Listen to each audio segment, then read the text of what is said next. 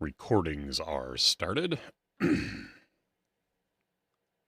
there today. I'm thinking about maybe running an audio feed over to my MacBook Air to record on a second machine as well. So understand, I'm going to 17. eliminate one of the recordings to do that. It's not going to be in addition to what I'm doing. It's going to replace. Can we record straight to analog tape, please? I could get and distribute our podcast on cassette. I can get the equipment. I need a big reel-to-reel recorder. That's what I want it in the background. In the background so you can see it with the levels bouncing. Yeah. I like might the old school, CD clubs where like they send you stuff in the mail. You can just do that with the podcast. Sure. Sign up for our analog version. For easy payments of $99.99. And we'll get a vinyl pressing as well. Which from what I hear is really expensive, so we'll have to start a Patreon for that. Yeah, well, we might need to add a couple zeros to our listener base before that's reasonable. Yeah. So as of the recording today, we are still not our feed has not migrated over yet. Yeah, that's Bush League. I'm literally right now looking at Apple Podcast Connect. Mm-hmm. And our RSS feed last updated on January 17th. So that was almost a month ago. Mm-hmm. And so I'm manually refreshing it right now, and it just says processing. And it did say that it might take a while. So maybe by the end of the show, I'll have some kind of resolution to this. But that's it. So, and by the way, I'm leaving this in the show. So. Oh, okay.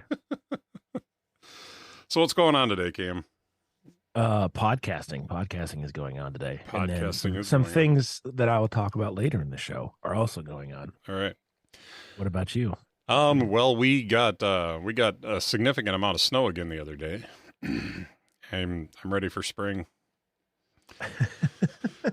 And it was a heavy wet snow too. Oh, did you have a snowball fight? Show the kids in the neighborhood who's boss. No. This is my block. No, the only people I had to have a snowball fight with was my elderly neighbors. So, they were out snow blowing, and they were the only ones I had to throw snowballs at, and I did not. Yeah. Did you embrace your inner old man? Like, get off my lawn, Ron.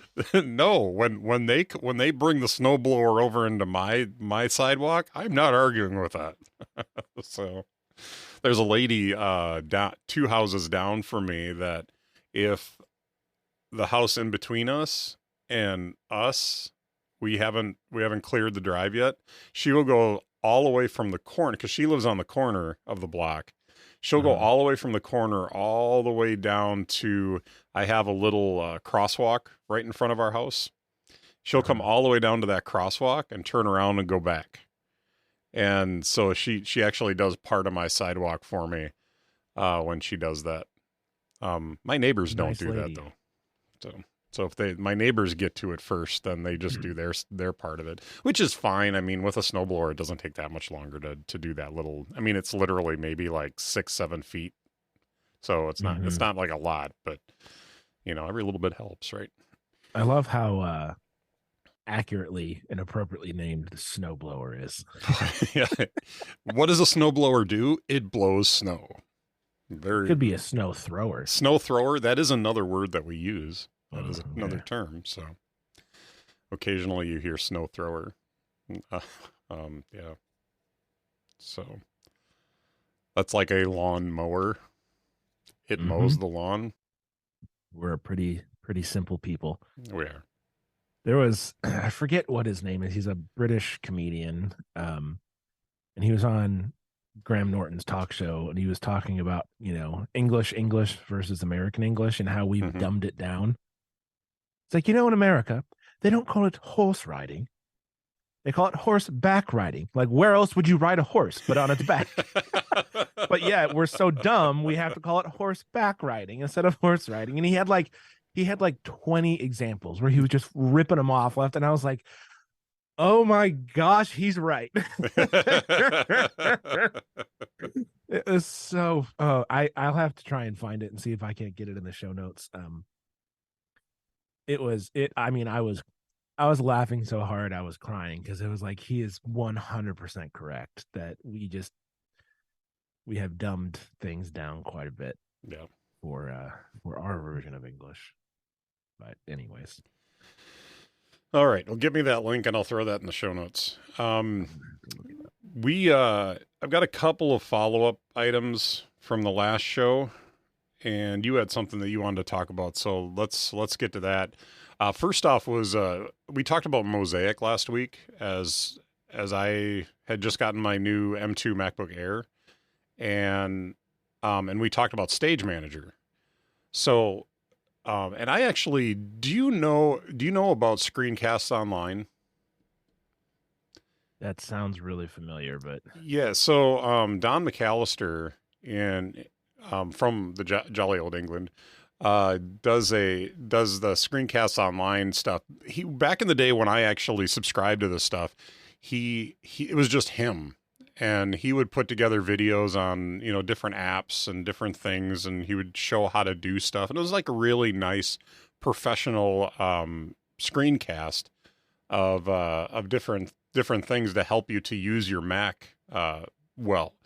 I haven't needed that for a long time, so I haven't really paid attention to that space. But um, after leaving Twitter and going to Mastodon, I actually it's so nice for this community to be so small because I actually had a chance to have a conversation with Don about because he was asking like who actually uses Stage Manager.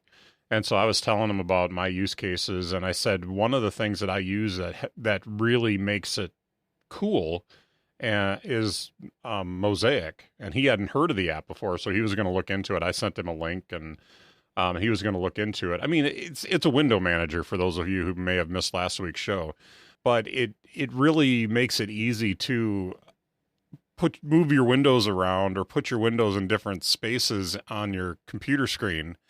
And I think it pairs really well with Stage Manager because then you can create different setups and be able to switch between them relatively easily.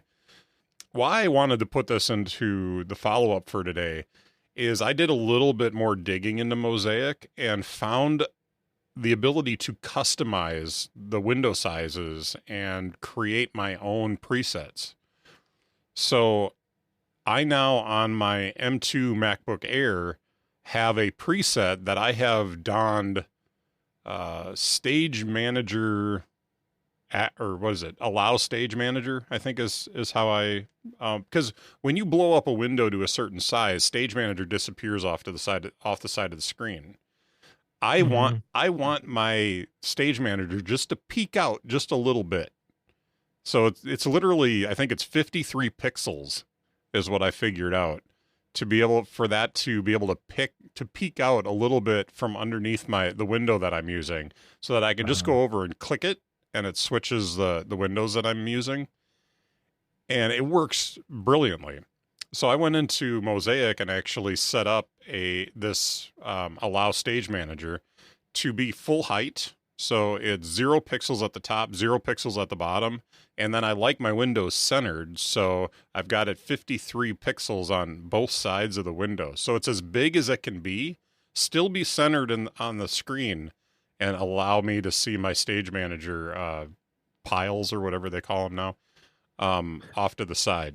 So it worked out really nice. And I'm really happy with that. very good. So Mosaic. And it's going to take me about 10 seconds to cover this other piece of follow-up. Isotope sucks. I am so upset about this because Isotope works great on Intel machines.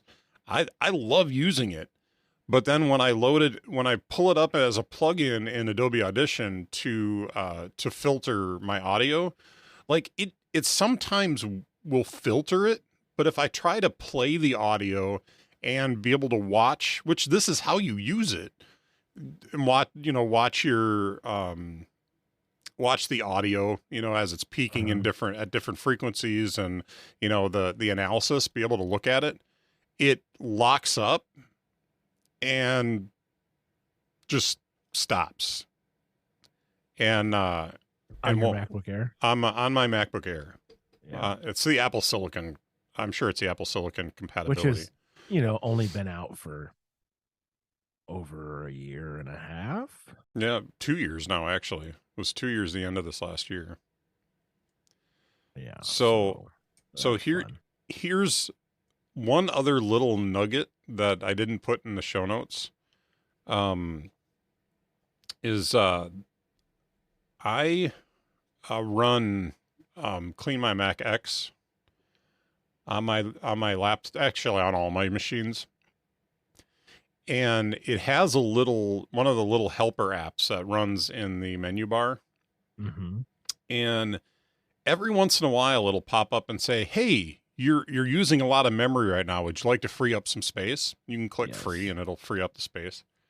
Well, one thing that happens when apps become unresponsive is it'll pop up in the corner and say, "Hey, these apps have become unresponsive. Would you like to force quit them?"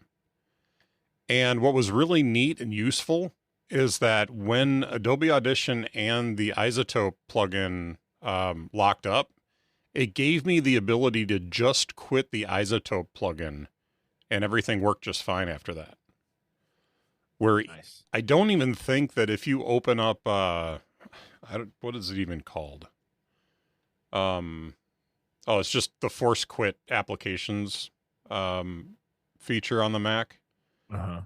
If you open that up, I don't even think you can close Isotope from there, because it's not an app that's running in the foreground. So, but being that Clean My Mac X actually sees that, it gives you the ability to shut down the plugin instead of having to shut everything down and start over. So it was good. Really happy with Clean My Mac X. It's a good application. Sure is. And you I had a get bit of that. follow up today too, right? Yeah, I get that memory pop up when I'm using Lightroom, which is hysterical. It's like I'm editing photos. It doesn't ever pop up when I'm editing video in Final Cut, but just editing photos, and it's like you're using all your memory. So Adobe, if you're out there, don't make Lightroom so memory hungry, please. But yeah, my follow up is back on episode 63 of Inner Dialogue, which was titled "Liquid Lozenge TM TM TM." Um, I talked about time boxing tasks on my calendar using reminders in Fantastical and their integration, and it was a great system, and well, technically still is a great system, except for two things that happened recently. Fantastical upped their annual subscription significantly. It's now $56.99 a year. And this is I mean, I want to say it was like 20 or 25 before. Like it's a significant increase in cost. And in version 3.17 of things, Culture Code released a ton of really powerful shortcut integrations that makes things, which has always been my preferred task manager. It's what I was using before I realized I could do the time boxing with reminders in Fantastical. So I switched from things to reminders simply to make that system work. So with the increase in price to Fantastical and the increased ability of things to use shortcuts for automation and for lots of other features, I realized I'm not going to pay $56.99 a year for a calendar app. That's just silly. And I prefer things over reminders. And with the shortcuts powers, I can now run a shortcut to time box my things tasks on my calendar. So I get to use my preferred task manager. I still get to keep the time boxing system. And so I'm just using the stock Apple Calendar app with things. I'm paying no extra money. and I'm getting the exact same functionality with my preferred task manager. So big wins across the board. I don't have to change my system, but I get to use stuff that I want. Is it as clean as the integration between Reminders and Fantastical? No. So I sacrifice a little bit of that basic integration and add a tiny bit of friction. But I'm also a nerd and like to use shortcuts and come up with fun ideas and stuff like that. So it's worth it to me. Plus, I get to save that money. So I did write a bit about this on my website, cambrennan.com, if you're interested. I plan on writing more about it as well as I discover more ways to extend the shortcuts and make it a little easier and getting into automating tasks and stuff like that. So that's it. And I Just think an update. I think that Fantastical was $49 a year. If I could be wrong about that, but I think it was $4.99 a month and $49 a year. Unless you got it on a, maybe if you got it on a discount. I've had that. Fantastical forever, so I think I was on a grandfathered rate. Yeah, but I'm pretty sure it was $49 a year. Yeah, I wouldn't have paid that. So I mean, so it went up $7. Right, but I was not paying $49.99 a year. I was paying significantly because I mean I've had it for forever, and so I think what might have happened is they just stopped grandfathering people. Well, what happened is that Apple gave them the ability to change the subscription prices, where if you originally were at $29 a year, they may have upped the price, but they couldn't charge you more. Apple now has given them the ability to change the price. Yeah, well, yeah. So they notify you, but yeah, the jump for me was too much. So I decided I'm out. Yeah, because I was paying, I think, $5.99 a month for it before, or $4.99 a month, and then it went up to $6.99. I just resubscribed to a monthly rate. I couldn't do the $56 either, but I thought for $7 I'll give it a go and see if. Basically, what happened was there was some features that I was using that without the subscription, I couldn't get rid of these stupid pop-ups that were popping up. That they wanted me to accept a couple of invitations, and apparently that was a feature that was added after they started doing the subscription format. And you basically what happened was anybody that was using Fantastical at the time could keep all the features that were currently in Fantastical, but didn't get any of the new features if they didn't subscribe. So if you unsubscribe from Fantastical, you go back to that feature set. And apparently there was something that they added for accepting invitations from, I think, Google Calendar or something like that. That well, I have that stuff set up with my biblical counseling where they send me invites for stuff, and I couldn't accept the invites without paying for the subscription. So, but whatever. Whatever, indeed. So, real-time follow-up. The Apple Podcast is still processing my refresh. So, just in case you were curious. They must still be running that on Intel. It could be. Definitely doesn't have the speed of my MacBook Air. Anything else? Not in follow-up. Okay, cool. Well, you had suggested, I think you put this in here, suggested a topic for, or a future topic for the show, favorite games, past and present. And did you want to, like, put any parameters on this? Are we talking video games, board games? I would probably, keep it to video games and board games. Like, I don't think Foursquare or Freeze Tag, unless you are like, dude, I was really obsessed with Freeze Tag. I was a beast at Foursquare. Mitch still goes to the elementary school at lunchtime and just dunks on the little fourth Are you graders. kidding me? They should step up to my skill. No, I'm kidding. So yeah, probably. And if I put this in the show topics, I have no recollection of doing so. No. But yeah, so I would my vote would be for like video games and board games or like card games. Like if you're really into Hmm. euchre or Uno. Well, Wisconsin and euchre.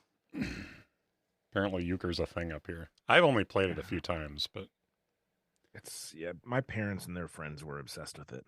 hmm. Like they'd have like euchre nights where like they'd have a bunch of people. They have like two games going and like so that would be like what it's 8 people, so like 3 other couples over, and then all the kids we just go play. Um, anyways, should we do video games first and then board games second? Sure. All right. So, Do you have one reason why I thought this would be a fun topic to talk about today is that just this last week, Nintendo released two more. I don't know if they have an official term for these, but in their online, in Nintendo Online, they've been releasing classic games from older systems for the Nintendo Switch. So previous to this, they'd offered. They actually had some Sega games and stuff like that they released recently too.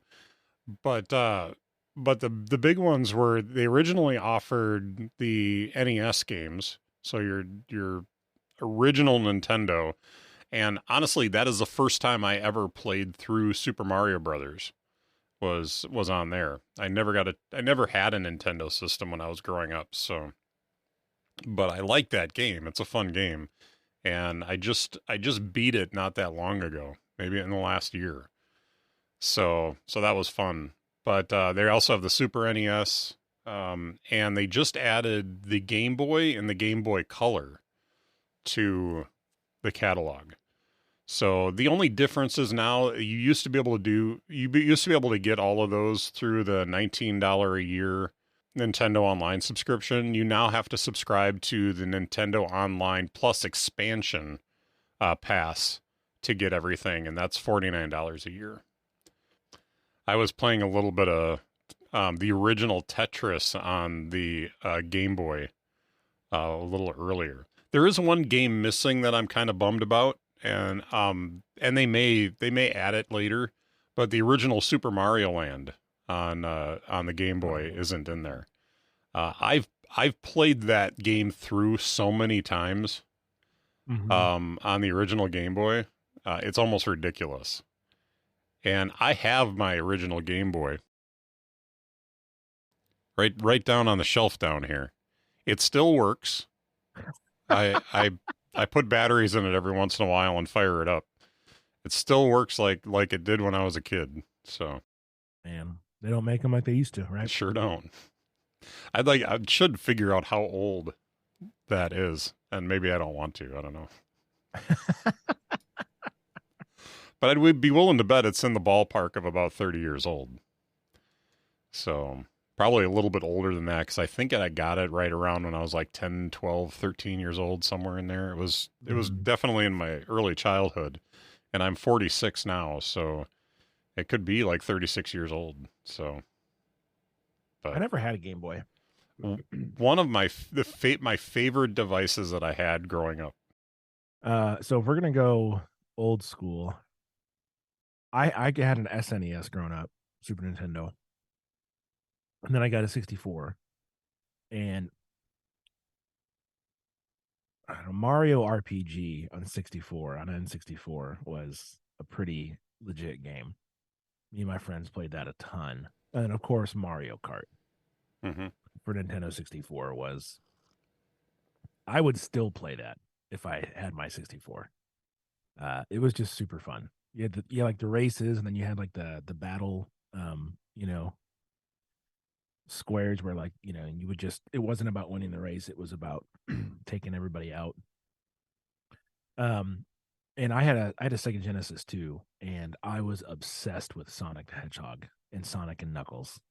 Like I played those games much more than my parents knew. Yeah. um, so I think those are some of my favorite old games. Yeah, but Mario Kart I think holds a special place in most people's hearts from our age range because it was like prime. It was I don't know, it was just so much fun. Because I It's think I'm trying to remember how old I would have been. Probably like middle school for most of that. Because like the second Dreamcast came out when I was in middle school, and I think the 64 came out right before that. So like end of elementary school through middle school was just like prime Mario Kart and uh like there was like NBA 2K came out, and like Madden and so anyways, yeah, it's just man, I'm like remembering kids that I haven't thought about in 15 years that I was playing games with in middle school. This is a very nostalgic moment. So those are some of oh my gosh, and Legend of Zelda. Holy cow. yeah. Ocarina of Time on 64. Dude. You know, um, Zelda, or was it?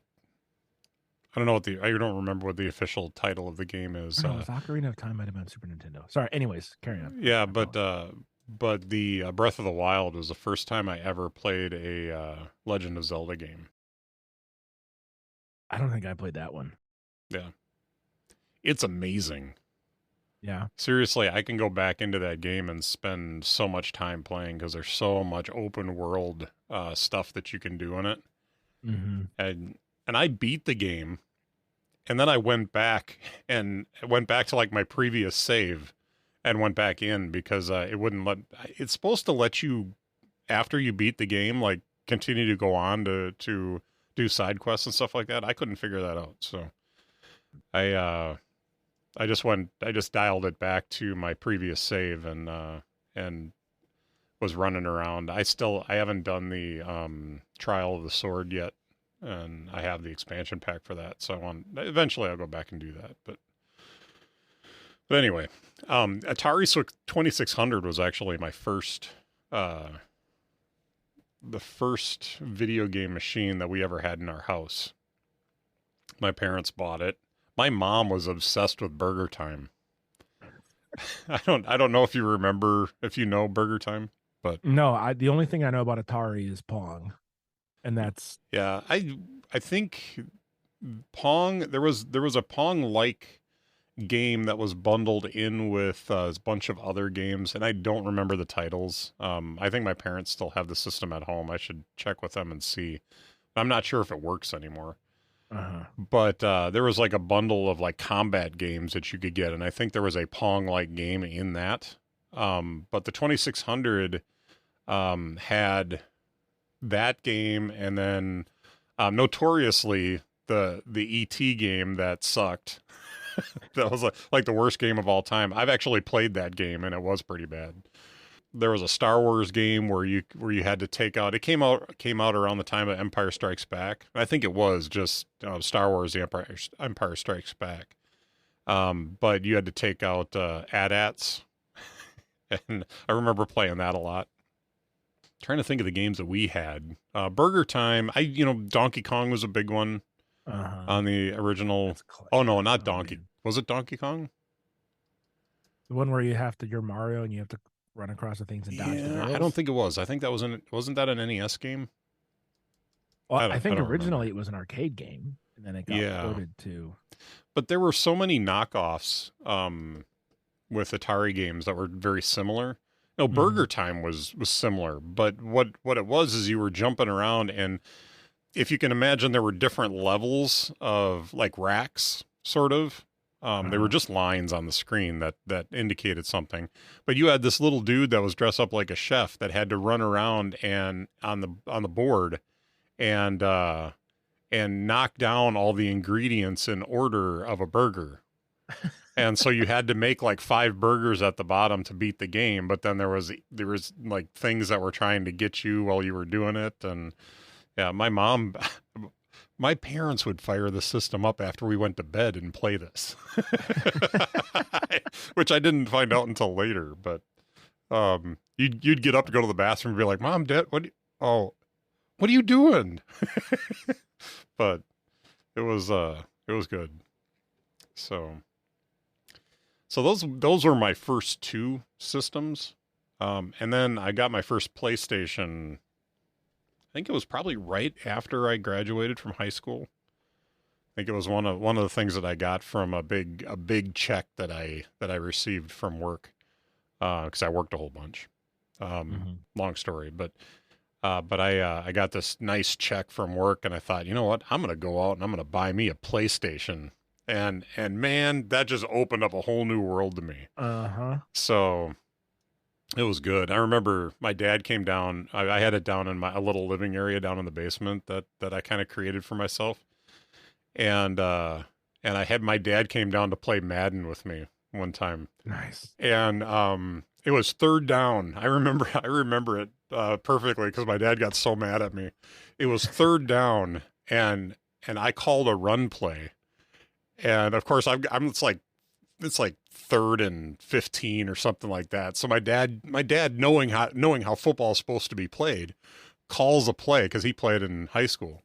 So he calls a play thinking I'm going to throw it, and I ran it, and I ran it from, I think, like the 10-yard, my own 10-yard line, all the way down for a touchdown.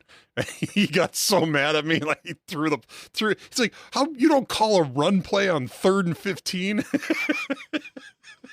And I just turned and looked at him, and I was like, "It worked, didn't it?" He got so mad at me. He never played with me again. But it was a good time.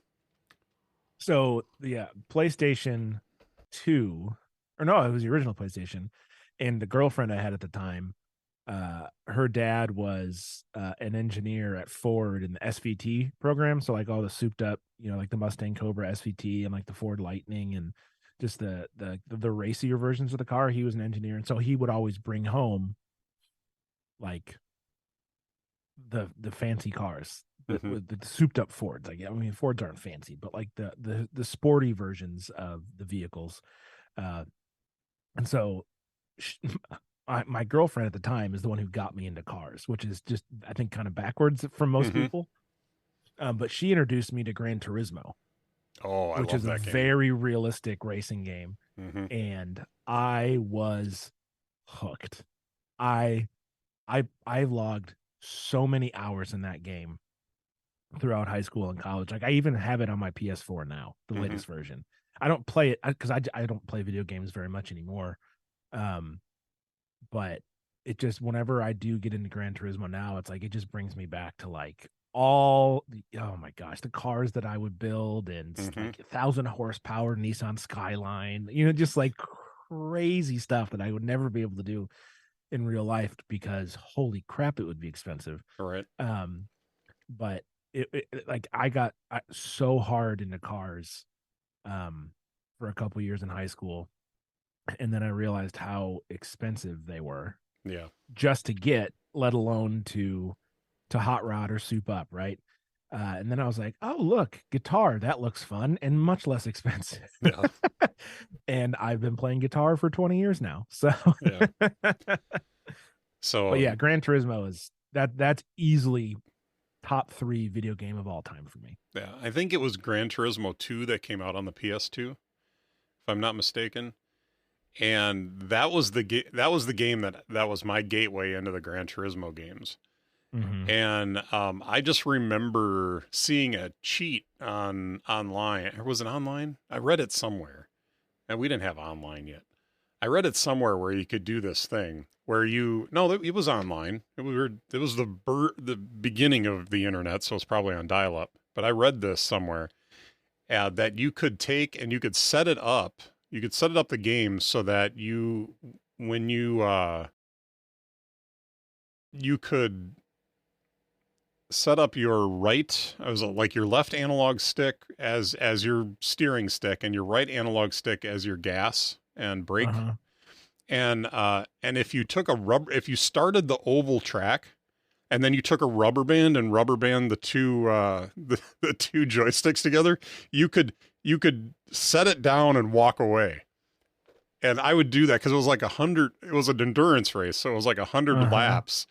and you would always win. You would do it with an F1 racer, and it'd be riding the fence line the whole time, but it was so fast that it would just whip around the track riding that fence line, and you'd win that race every time.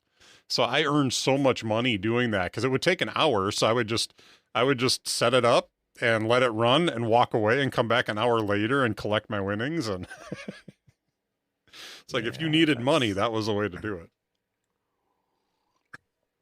it. That's very unsportsmanlike. Oh, so unsportsmanlike, but I needed the cash to soup up my rides. Indeed. All right. So, do you have any favorite video games presently that aren't nostalgic? Oh, good question. I have a Switch. I have been tempted to get back into PlayStation. I'd love to get a PlayStation 5, but just number one, it's been hard. They've been hard to find for so long. I think they're getting better. But number two, I'm not paying more than $5 or $500 for it, and then I have to have $500 to pay for it. So so expensive. Yeah. But I did have I have an Xbox 360 upstairs. Mm-hmm.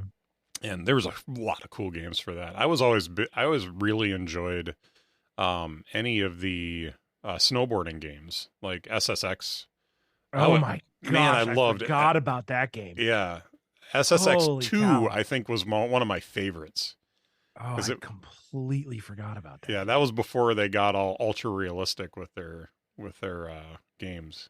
Yeah, well, part of the appeal of that game was just how ludicrous it was. Oh, yeah. You just do ridiculous things. And the characters were all crazy, and the soundtrack was cool. Was that SSX Tricky, I think was the name of it. Yeah, and it used the Run DMC song Tricky as like the theme song for it. Yeah, so I love that. Yeah, it was a good game. Oh man, I gotta look up this other racing game that was on Xbox, the original Xbox. Yeah, are you talking about Forza? Maybe.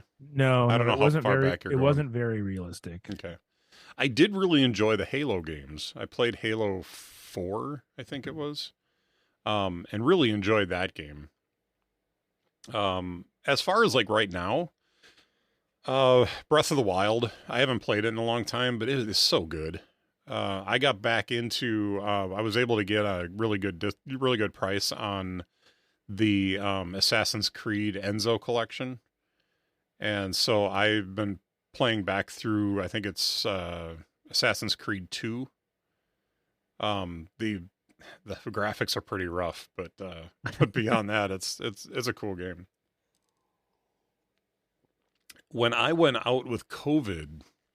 Just after Christmas, I used some of my Christmas money to buy Animal Crossing, and I actually really kind of enjoy that. Just kind of, it's a really chill game, you know. It's very relaxing to sit and just collect fossils and collect wood and different things like that you need. Sell stuff as you can sell stuff. Right now I'm trying to collect enough money to build a bridge and pay off my house. And you have a fantasy mortgage? I have a fantasy mortgage. Yep. Actually, I paid off my initial house, and then I did an expansion on the house, and that's what I'm paying off right now. So I got a home equity loan, and and I'm paying that off now. Wow. My home equity loan was more than the loan for the house, like twice as much. Goodness gracious. That's all right. Oh, is this it? No. Dude, this is going to bother me so much. This is a car racing game I used to play in my friend Tom's basement. We played it endlessly. It had a really good soundtrack. Oh, well. Oh, I can't believe I forgot this. I absolutely love Star Wars The Skywalker Saga. If we're going to talk about games that I'm really into right now. Project Gotham Racing. Sorry. Yes, I have We heard can of get that. it. We get into Star Wars now. I just had to. Yeah, it was for the original Xbox. Project Gotham Racing played the something out of this game. Hmm. So which Star Wars one are you into now? Sorry, that was going to The drive me nuts the if I didn't get it figured out. Lego Star Wars, the Skywalker saga. Okay. Every once in a while, I get the desire to jump back into Minecraft too. See, okay. I have tried to get into Minecraft over the year, like especially this last time I was a youth pastor. We had a couple of kids that were like super into it, and I don't understand the appeal. And like I realize that I'm the minority, in that regard, but like those type of and it's I've always been this way. Those type of open world kind of just do whatever you want games. I can't I can't sustain it. Like I need to have like what are the rules? What is my objective? Like which is why I like sports and racing games Hmm. because there's very clear rules and objectives and purposes and someone wins. And so I've always struggled with the open world games. And I think with Minecraft, there are things that you can do that are you've got to collect these things, you've got to build this stuff, and then you got to go into this other world to get, to defeat this the Ender Dragon is the thing to defeat. But but there's a lot of stuff you have to look online to figure it all out because you're never going to There's no actually. in-game, like you don't go like talk to so and so at the No, pub and he's like, oh, go on this journey, like in World of Warcraft. At least there's like no, there's no real direction. objectives. And Yeah. yeah, and that's I can't. My brain is just like, nope, I'm gonna Hmm. go do something in the real world because I just can't. I got what just mining for mining's sake. Like at least in Yeah. Fortnite, when you're farming, it's so you can defend yourself, not Yeah. just you know. Um, Well, but to a degree, what Minecraft, when you first start with Minecraft, if you're in survival mode, which if you're in creative mode, I can see how it's not as much fun from your standpoint. uh-huh. Creative mode just basically takes it and because there's achievements in survival mode that you can go through and earn. Like there was an achievement for I think I was helping out a buddy of mine online one day years ago, and the one thing that he had not done yet was the achievement where you build a train tracks that go a certain distance. And so he needed, and it was supposed to be a straight run. So he actually went and started on one end of his map and dug a tunnel all the way through the map and then built his train tracks. And he had to collect, he had to go through and he had to mine Yeah. Oh everything my to get all the gosh. materials together to Yeah. build this. And so he's mining and he's building and he's mining and he's building and gets this all built. And then he ran the track. And all he had to do was run the whole track, and he got the achievement. And it was the last achievement he needed to clear out all the achievements on the game.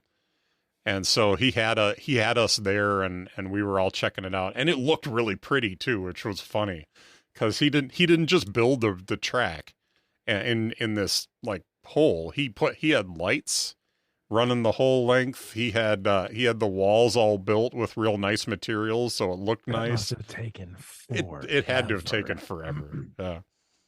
Well, But and how did he find a straight shot across the map that didn't run into like water he or did lava or well, yeah, I think what happened was he probably did, but then he sealed it all built out off? around it and got rid of everything. Jeez. So, but he built this whole thing all the way through the map. And He recorded that and put it on YouTube, right? I don't know. I don't think so. But I mean, that's just waiting to be monetized. mhm. but one day I had learned how to build cannons. So I got him together. I had this whole nice mountain built up with my house on the top, and it was just all really nice. And then inside the mountain was like all the hidden part of my house. I had the whole mountain kind of Ah. excavated out and built inside of it. And so I had him on my map with me one day, and I was showing him how to build these cannons, and he blew up his cannon and blew up half my mountain. Oh my. I'm like, dude, what the heck? And he's like, Oh oh, my I must have gosh. made it wrong. I was like, yeah, I think you did. Because there was a Oh my certain way that goodness. you had to make it because you were dropping TNT into water, and the water was helping direct the projectile that you had in the cannon, but it also protected everything around that. And he forgot to put water in there and just dropped TNT in there and just blew up half my my. Were you able to go back to a previous save point? No, he helped me rebuild it. So, but that's what we spent the rest of our time together that day doing, is rebuilding my mountain. Yeah. Holy cow. So good stuff. It was fun. Well, I might have to check out Minecraft later. Yeah. And I've always liked cartoon golf games. Like right now, I have Mario Mario. Golf. Oh my Mhm. gosh. Yeah, Mitch, you are bringing back so many freaking memories for me right now. yeah. I completely forgot about that game too. Mm-hmm. Me and my cousin played that a ton. Mm-hmm. Yeah, Mario the Golf. newest Mario Golf game, Mario Golf Super Rush, I think it's called. I can't see it on here. Yeah, it's Super Rush. That has a classic golf element to it, but then it also has speed golf, where you hit the ball and then you got to run and hit the ball and run. So it's got a fun little element. Excuse me there, but That's funny. yeah, I think I beat the story mode on that already. But yeah, You know what video game I don't miss? hmm. Super Smash Brothers. I hate Yeah, that game. I never played it. The only reason I hate it is because my younger cousins used to destroy me in it all the time. Like I can, and they would. I would just like, you're just smashing the buttons. They're like, no, no, no, I know exactly what button does what. And I'm looking over and it's just like, I'm Yeah. like, I'm done with this game. I can't handle it. Yeah. This is stupid. Anyways, Yeah, um, Tekken was another like a fighting game that I always enjoyed. yeah, that's that whole category, like Street Fighter and Mortal Kombat, and Hmm. Mortal Kombat just it wasn't that I didn't enjoy it; it just was so bloody. It just kind of Tekken wasn't so bad. yeah, that's true. And I think the character design was better. I enjoyed the character design more in Tekken. So Agreed. All right, shall we move on to board games?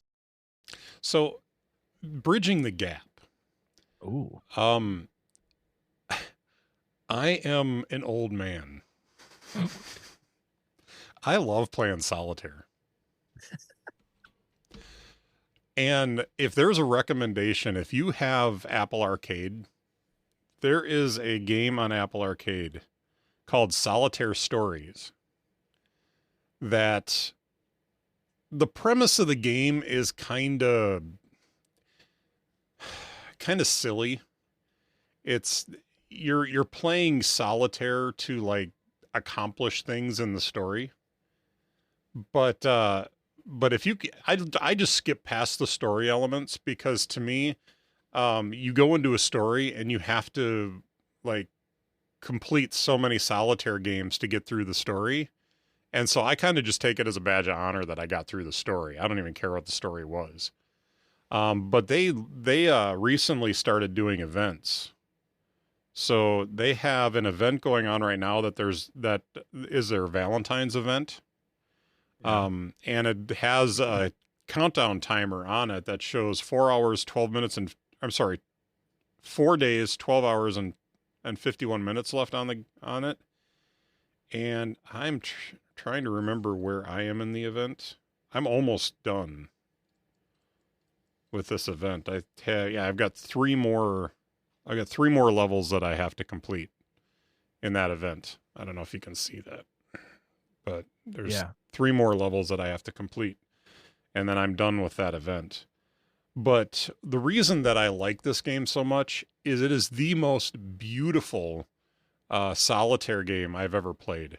It is. There's something so almost magical about the way the graphic design is done. And you part of the purpose of going through and playing all the stories in it is that you unlock new cards, new card faces. There's new like boards that you play on, like the table surface. You can get more of those. There's effects that you can get. There's just so many unlockables and stuff like that as you go through and play through the stories that you can end up with such a beautiful set of cards. The effects, there's an effect that they call like what is it, golden something? I'd have to look it up. That looks like burning embers, like you have embers coming out of a fire, and I love it. It's just it's really well made. It's probably just a simple particle effect, but it just looks cool. So it's called Gold Leaf. I'm sorry, Gold Leaf. But that's my preferred deck right now. It's like gold cards with a gold back on them. And it's the background isn't completely black. It has a pattern to it, but it's hard to see on the camera, I think. So, but that's from one of the stories called Pantaloonies. What's it called again? Solitaire what? Solitaire Stories. So my Bridging the Gap game is probably my favorite game of all time, Mm-hmm.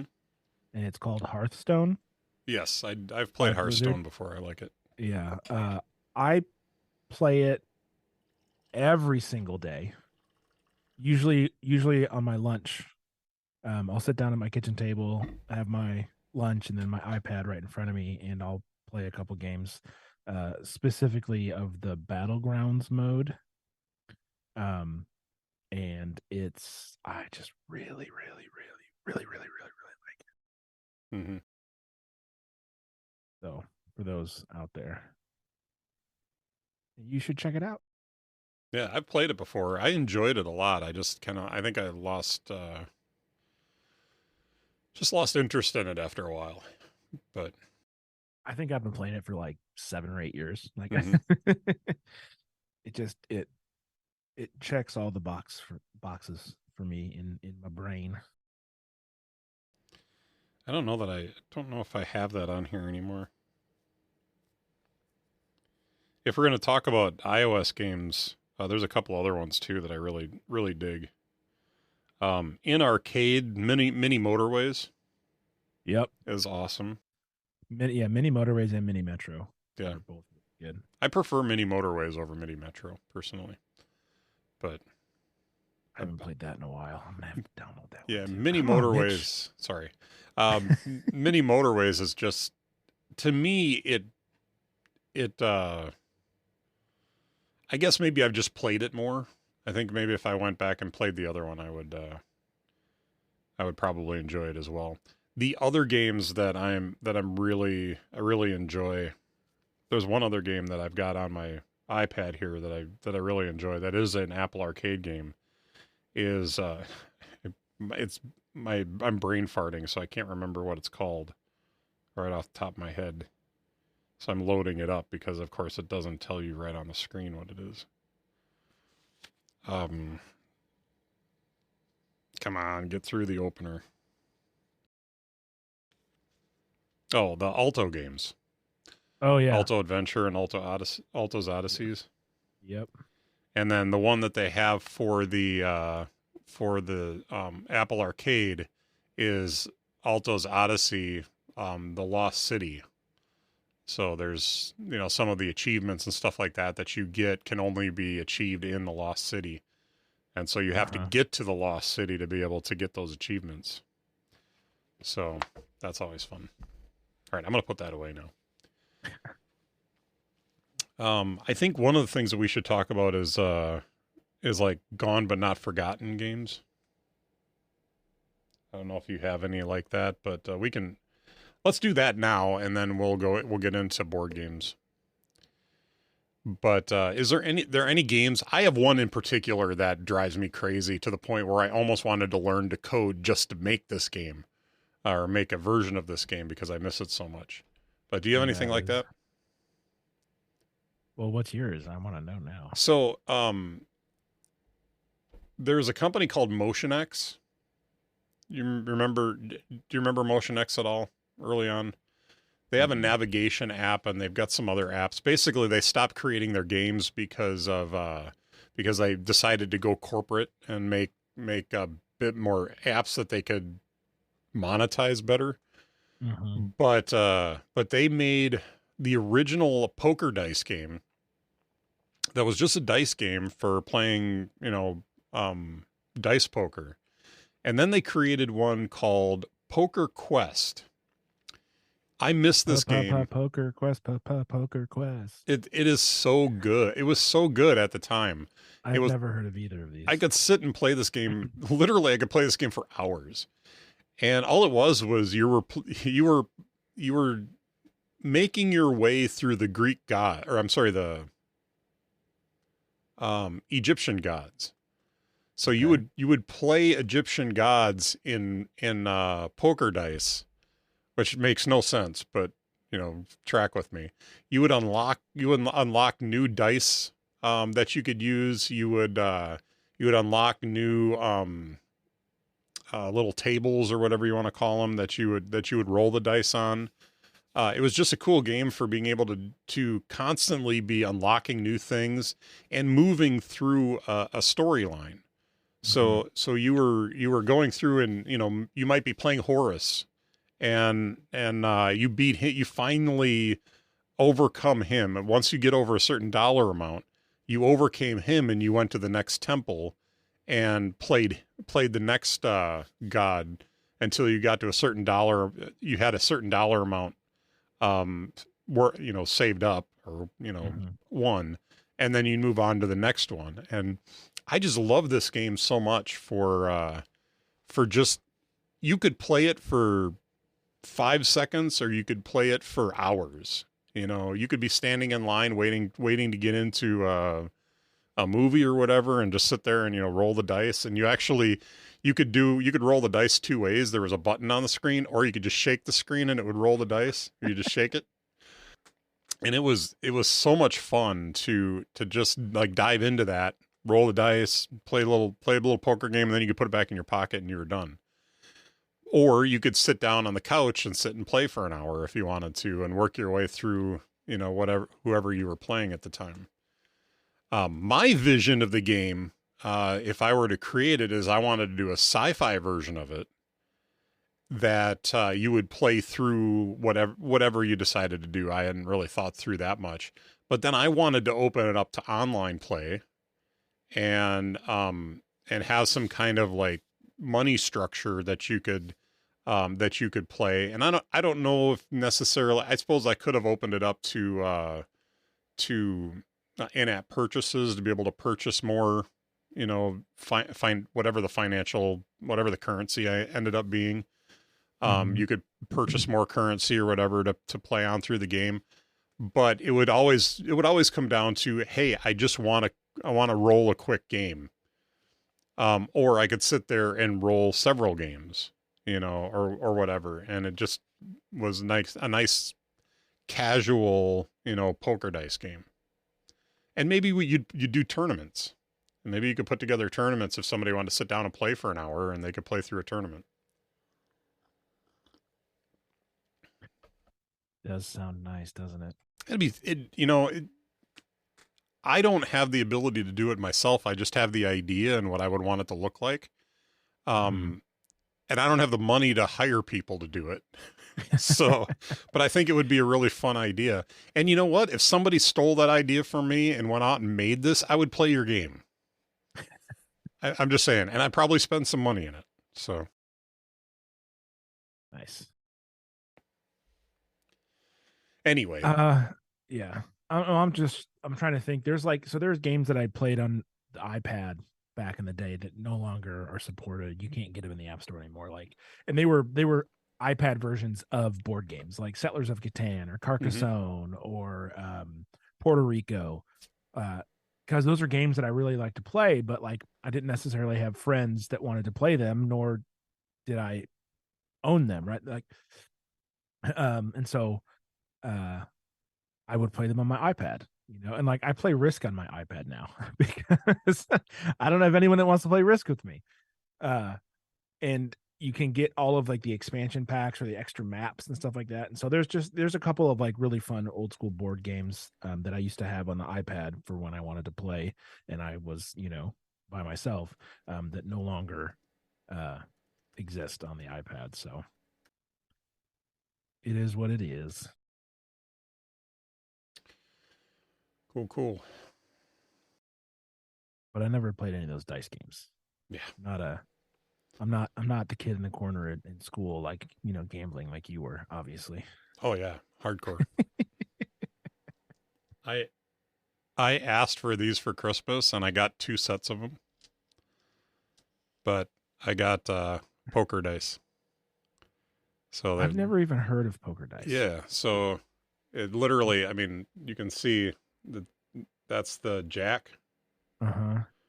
Um looks like the king's in red, but it's kind of Okay. hard to see cuz it's not focusing on that. But but yeah, I got 2 sets of those and they're cheap. Like they're not expensive, but you can play poker dice. So, it's fun. But all right, we want to move on to board games. Sure. So, man, board games, where do we start?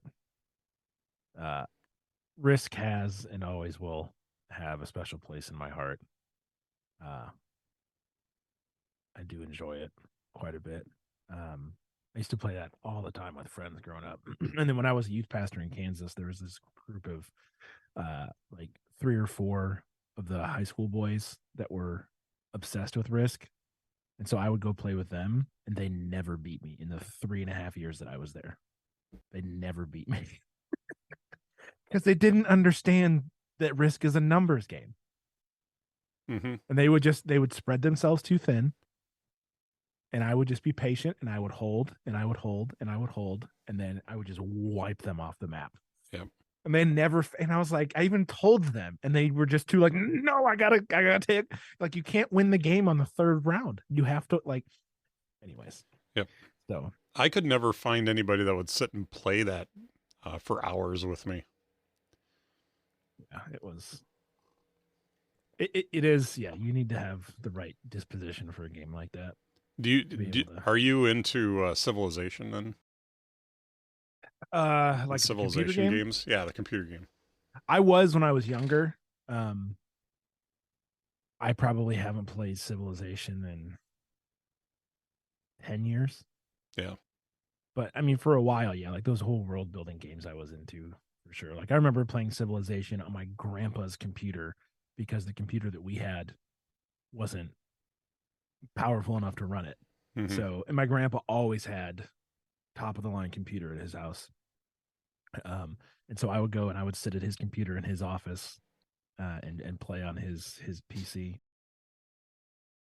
When I was in like middle school, early high school. Yeah.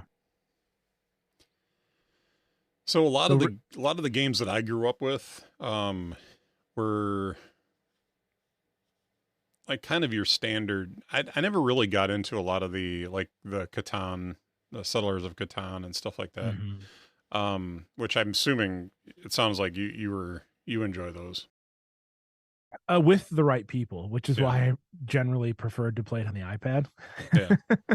But like, if you're with the right kind of people, that game can be really fun, and if you're not, it can be really not enjoyable. Yeah. But I think one of the huge games that we always played was Trivial Pursuit. Yes. To the point that you can read me a Trivial Pursuit question and I can probably figure out the answer to it. There's some things because Trivia Pursuit asks questions in a very specific way. To the point where if you've played it long enough, you can kind of figure it out. The verbiage and everything or just the fact that they usually go for the obvious thing. You know, if you think it's that thing, it probably is that thing. You know, but there's a podcast that my wife and I listen to called Random Pursuit.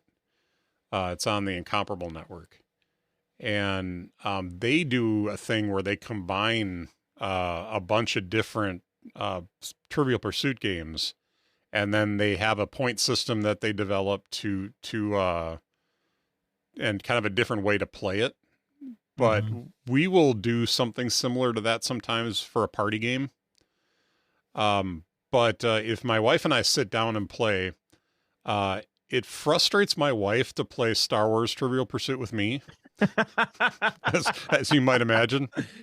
Yes. It frustrates me to play Lord of the Rings Trivial Pursuit with her because she's read all the books and everything. And we have some like general trivia games as well. I went into a antique shop one day and they had like 5 different Trivial Pursuit games for like $2 a piece. Guess where they are now? They're upstairs in my closet. Because I was like, I'm grabbing those.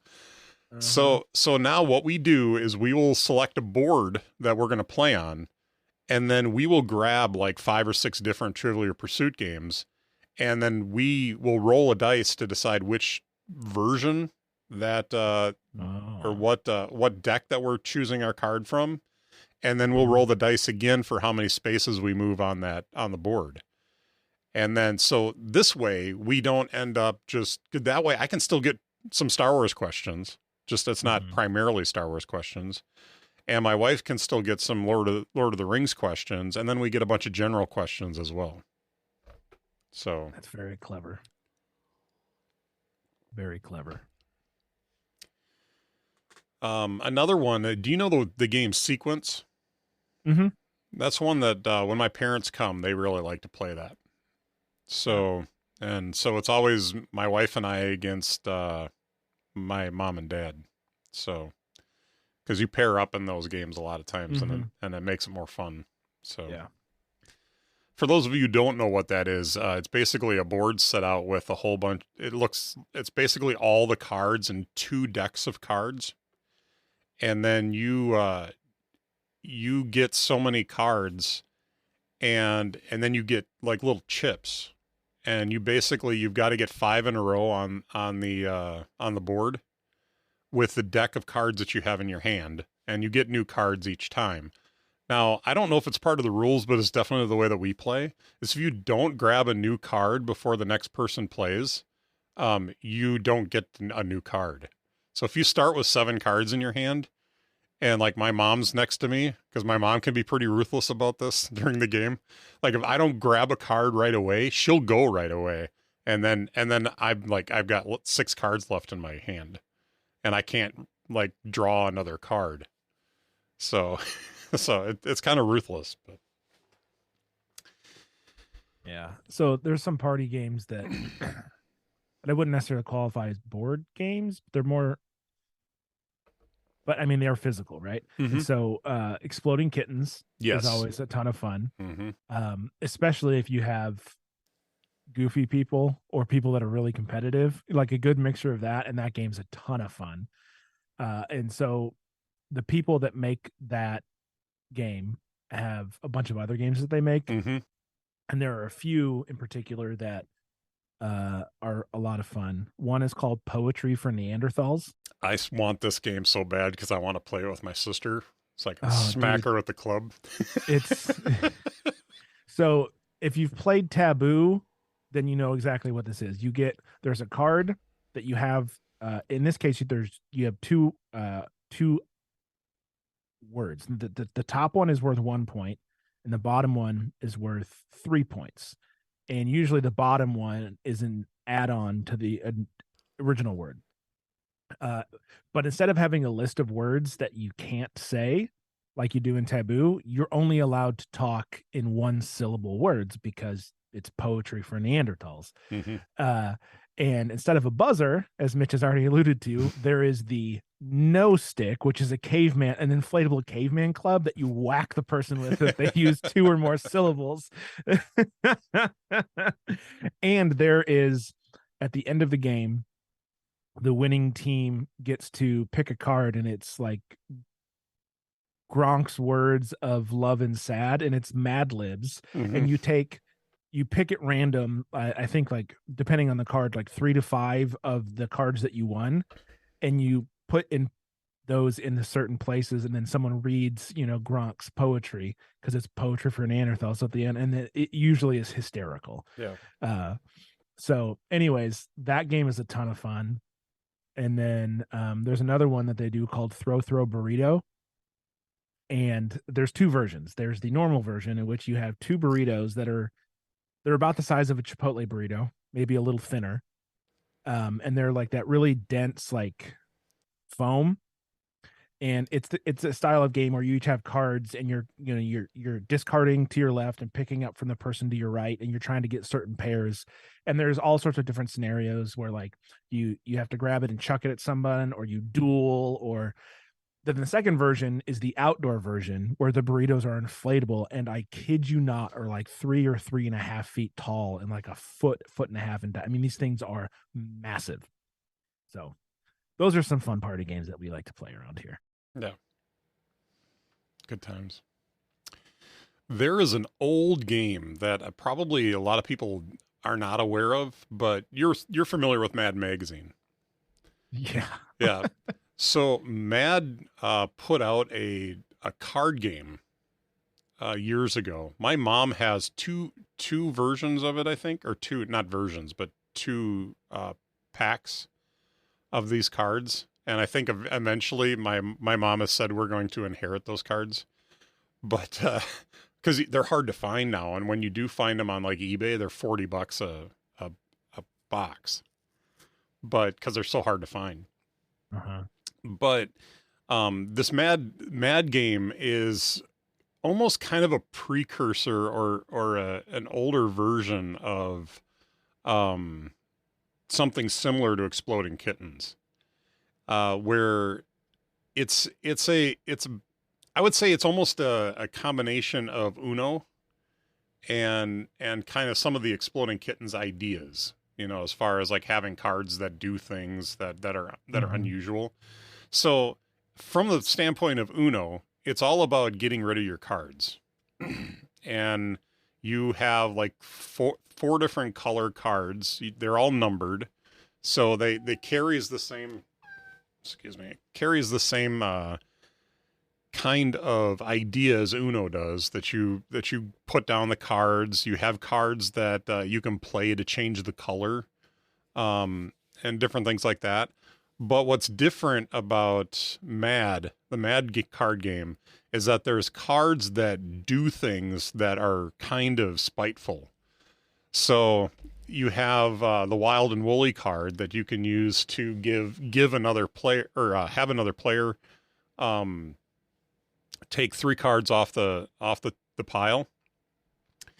You have like the Which Way cards, where you can change the direction that you play. Mm-hmm. And by the way, part of the game is to be so different that they tell you when you deal the card, you're supposed to go the opposite direction that you normally do. So you've got to deal the cards counterclockwise instead of clockwise, or you actually play in the opposite direction to start. But there's a card where everybody has to draw a card from the pile. There's a card where when you play it, you give 2 cards from your hand to another player.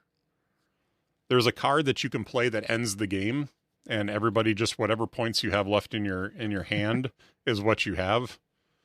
And then the card of cards in this game is called the What Me Worry card.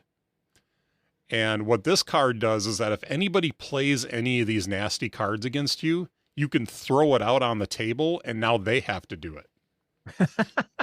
So if they play the Wild and Woolly card, where you have to take 3 cards, you just throw that down, and now they have to take the 3 cards.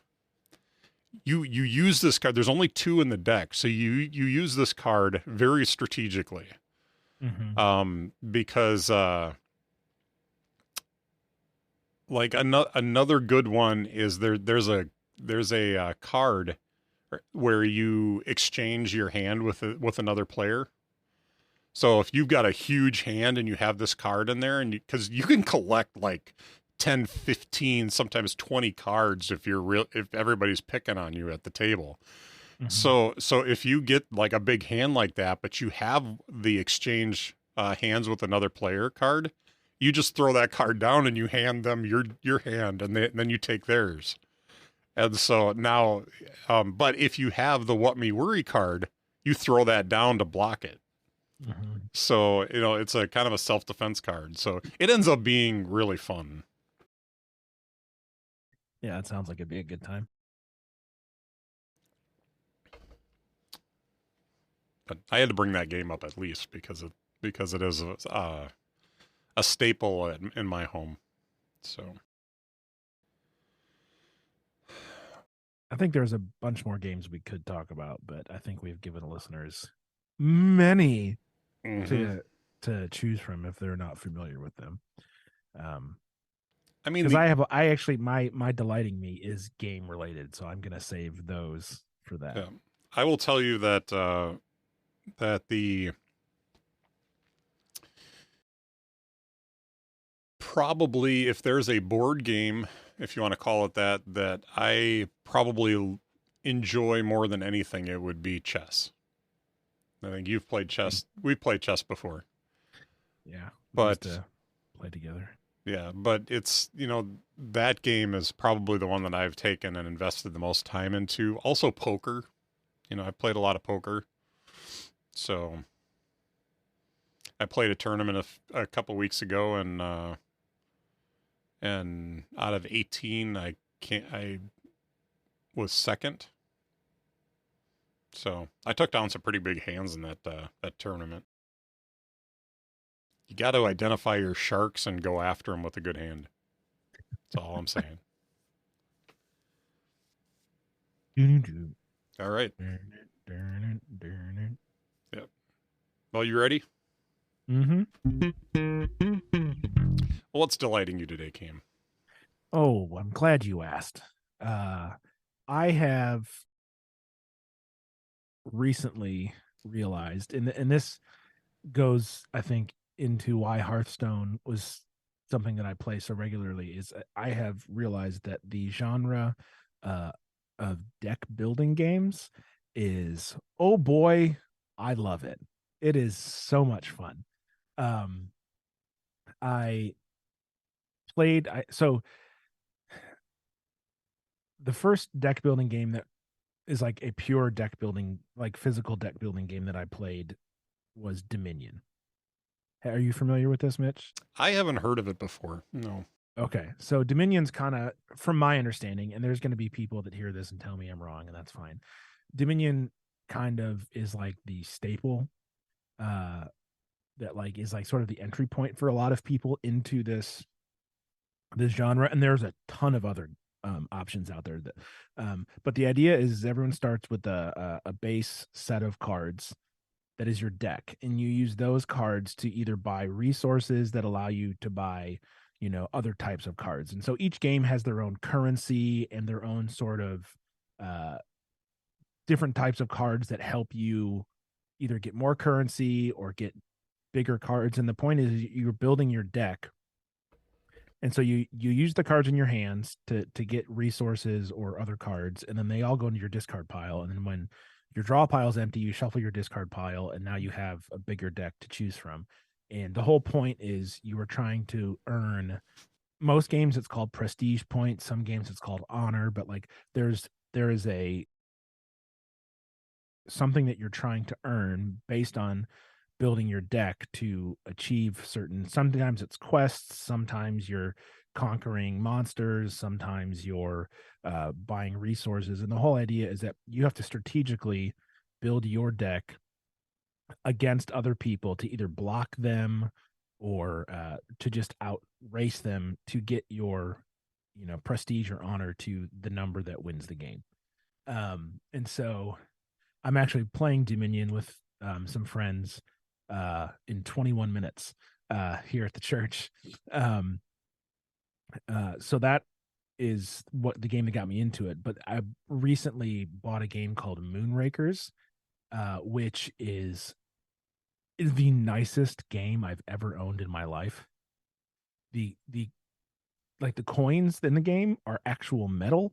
The cardboard, like the stock is thick, the artwork is gorgeous, the cards are like, the only thing about it that is weird is that your little guy that you move up and on the prestige board is a plastic ship. Everything else is like done to the nines. And they're like, oh, the ships, we're just gonna make those out of cheap plastic. Like, it's pretty funny.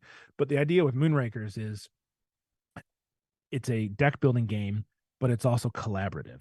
So like, every player starts with the exact same deck, and you have to work together to complete missions, because most of the missions, especially in the early part of the game, you don't have enough resources yourself in order to accomplish them. So you have to barter and negotiate with the other players to get them to help you and to split the resources that you would get by completing the missions. And so you're playing the game yourself to try and be the first one to 10 prestige, but you also have to figure out how to negotiate and work with other players so that you can actually get the resources you need and build your deck. And it's really, really fun. So this whole idea of this whole genre is really opening up to me as far as like me discovering more games. And I actually have some friends here that enjoy this type of game. um and it's fun. I like the strategy. I like that each game is different, um because part of it is just what cards are available. So part of it's luck, part of it's strategy.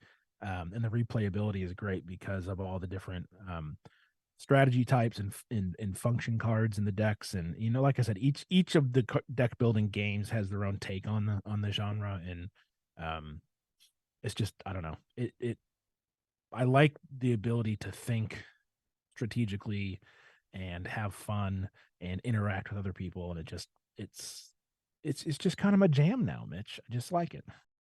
Cool, cool. So yeah, that's what's delighting me. What about you? I see what it is in the show doc, but I have no idea. I've never heard of whatever this is, so I'm So intrigued. you have never heard of Midjourney. Correct. Okay. So are you familiar with the AI art generators? Oh gosh, here we go. Okay, this was not what I thought this was going to be. But yes, I am familiar with the AI art generators, and they All right. terrify me. Let's see. Let me get this up. So Midjourney works through Discord. So I'm showing you my Discord window. Can you see Uh-huh. it okay? There's Yeah. some busty women in there. Let's get past that. But I wasn't going to say anything, but okay. I will, because I'm protecting you. Anyway, so what this is, it's an AI art generator, and it works in Discord. So it's basically a bot in this Discord. And so what you do is you come down here. You have to be invited to the server. So you basically just go to Midjourney's website and ask for an invitation, and they give you an invitation, and you're in. So it's not, super complicated or anything. What is a little bit complicated is learning how to massage your queries. So Hmm. the first thing that you do when you're typing a message is you type /imagine, and it will autocomplete that for you, and then it asks for a prompt. So, um, give me something that you'd like to see. Like, Well, the fact that you have to type /imagine makes me just want to type in lyrics from John Lennon's Imagine. Imagine all the people. Anyway, that would be funny to do. Any prompt. I would like a gorilla playing chess underwater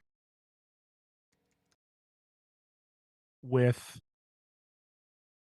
Beyonce. Beyonce.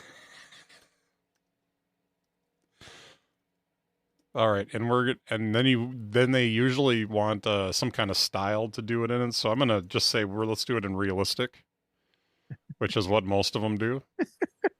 So let's I wanted in pointillism. No, so no, realistic's fine. we'll enter it, and now we got to wait a few minutes because it's got to generate the images. So,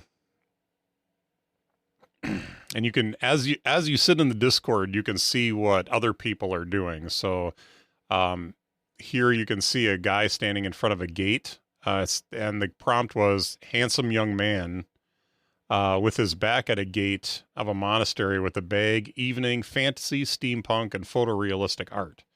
And so you can see that he gives him 4 different options of what it should look like. Mm-hmm. And then you can drill down, like these buttons that are below it. Mm-hmm. The U stands for upscale. So you can choose one of those images to upscale. Or if like you really like the first image, you can click V1, which means make more versions of this image. Oh, So this is nuts, man. Mm-hmm. Yeah, there it is. Go up, go up. Keep going. Oh yeah, here we go.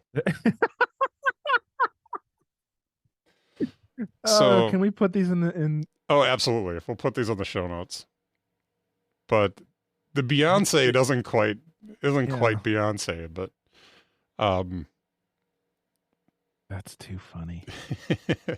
So yeah, it swung and missed hard on Beyonce. Oh yeah, and part of it might be that it doesn't have a reference for Beyonce, which is or because it's there's more than she has the most Grammys of anyone in history. How do they not know who she there's is? more than one Beyonce in the world too, so it might be drawing from other art with the term Beyonce. Is there though, Mitch? Is there? There are more Beyoncés than this I don't know than the Beyonce.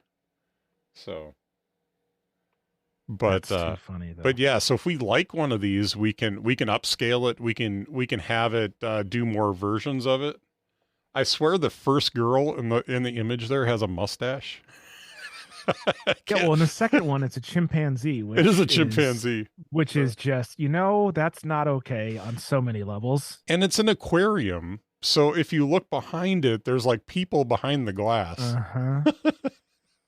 And then the fourth version has a chimp underwater, and then it looks like the chimp is in the aquarium, but the woman is on the other side of the glass. Yeah. I'm sorry, the gorilla. Yeah. So that was pretty good. And it looks fairly realistic, right? Mm-hmm. Yeah. So I was going to say Bill Clinton. We should have gone with that because I guarantee you they get that one right instead of Beyonce. But hey. So we could try it. Oh, Steve Jobs. Steve Jobs. Steve Jobs. So I'm going to go ahead and just copy and paste the let's copy that. Come down here and hit imagine. Oops. This is the thing you got to remember is make sure that you do the prompt right. Because I've done it before where I've just typed in the text and was like, oh shoot. That wasn't good. So let's go back and change Beyonce to Steve Jobs.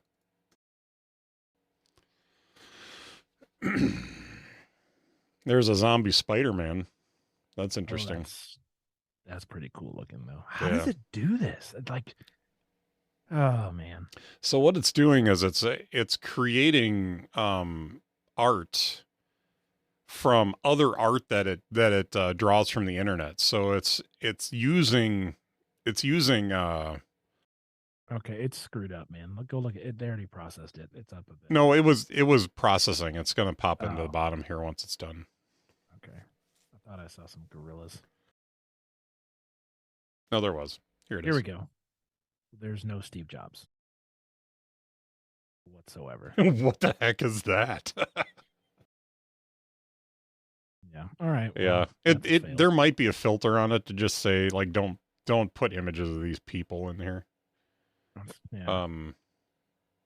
But yeah, what it's doing is it's creating art from everything that it you're basically feeding images into an AI model. Uh-huh. And so the AI model knows all of these different images. Now it's just up to the AI to create the images based on that. Because like I was doing some stuff. Let me stop the screen sharing here. I was doing some stuff yesterday.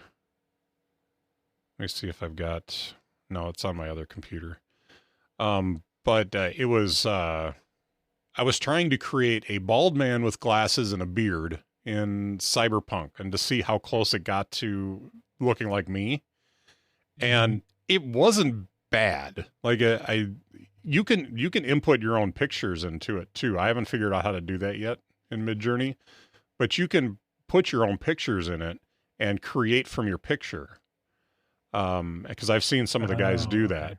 So they'll put in a picture of themselves and then say, use my picture to, but make it handsome and emo.